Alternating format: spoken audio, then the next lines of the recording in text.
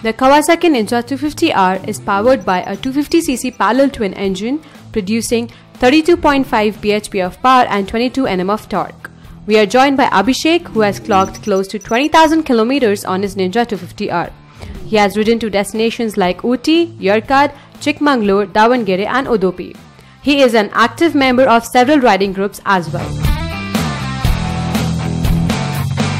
Hello Abhishek, aka Wiki. Hi Aarti. It's a pleasure to have you here with us today. Same here. So Abhishek, with your long-term ownership experience, could you please tell us about the performance of the Ninja 250R? Sure. I've had this bike for about 3 years now and I've done 18,000 kilometers.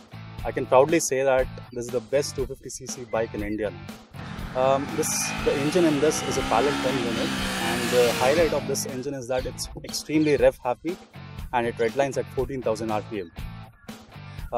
And when you're redlining, there's absolutely no vibrations at all, so this is a pretty refined unit. Because you can rev so high, this bike gives you immense performance.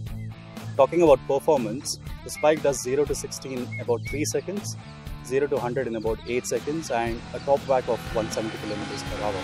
So this bike is really fast.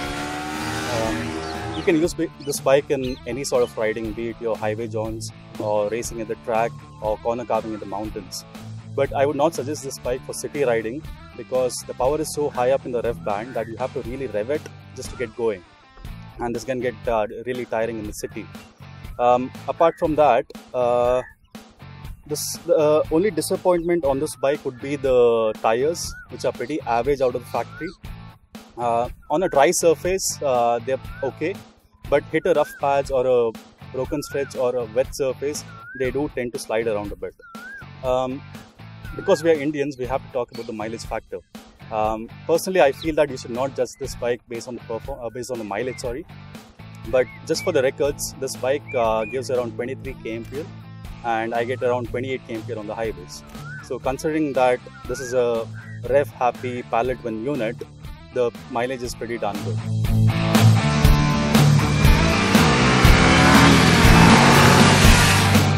Alright, so apart from this, how about the complete feel of the bike, as in the stability, comfort, handling and braking? Aarti, I would say the handling and the stability are the USPs of this bike. This bike has a pretty stiff suspension, the chassis is rigid and the ground clearance is low.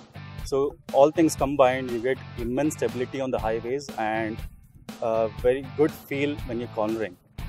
But on the flip side, because the suspension is stiff, you will get thrown around a bit when you hit the rough patches, and the low ground clearance can be bothersome in the city. And coming to the comfort, riders of my height will feel immensely comfortable on this bike. But for taller riders, I think they'll face a bit of issue because of the overall spacing between the handlebar, the foot pegs and your seat. Coming to the braking, this bike employs single disc with dual piston calipers, front and back. The front gives you immense feel and bite, and the rear complements the front equally. So I would say that this is a complete package. Alright, so moving to my next question, could you please also tell us about the maintenance of the bike, as in how easy or difficult is it? Well Aarti, I have to say that owning and maintaining a Ninja is an expensive affair. But I have to say that if you can own a Ninja, you can maintain a Ninja. I follow a service schedule of every 6,000 kilometers and the service bill comes up to about 4,500 rupees. So it's definitely not cheap. Coming to the parts are on the expensive side as well. For example, the side fairings would cost you about 15,000 rupees. The chain and the sprocket assembly would cost you about 18,000 rupees. And in an unfortunate case, if you have an accident and the damage is quite big, then you have to leave your bike at the service station for longer durations of time because the parts are not available, they are imported and they are not readily available over the counter. But on the flip side, I would say that in my 3 years of experience, 3 years of ownership experience, I have not had any issues with the parts because the bike oozes quality. Alright Abhishek, so do you say that this bike is a perfect performance package, or do you have any recommended modifications to make it even better? Well Aarti, as the saying goes, nothing is perfect. But I would say this bike is perfect in every sense, out of the factory. But if you have to do any modifications, I would recommend starting with the tire. You can get better rubber from Pirelli, Metzeler's, etc. On my bike particularly, I've got these frame sliders which help preventing scratches on your fairing when you have a minor fall. Apart from that, I've got these clutch levers, adjustable clutch levers, which helps you increasing or decreasing the distance between the handlebar and the lever. Apart from that, people who are interested in mechanical upgradation, they can start with the exhaust. You'll get a full slip-on exhaust or a full system exhaust, maybe a power commander to increase power. And on the cosmetic front, you can get projector headlamps, LED tail lamps, LED blinkers, etc. Apart from that, I think it's just about perfect, and all these modifications are not necessary. So that's about it.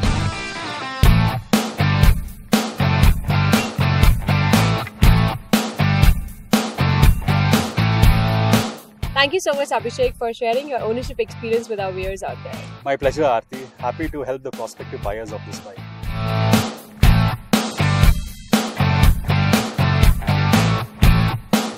So guys, that's the Ninja 250R for you all. Hope you all liked the video. Please do share your comments below. Thank you so much for watching. See you in the next video. Bye-bye.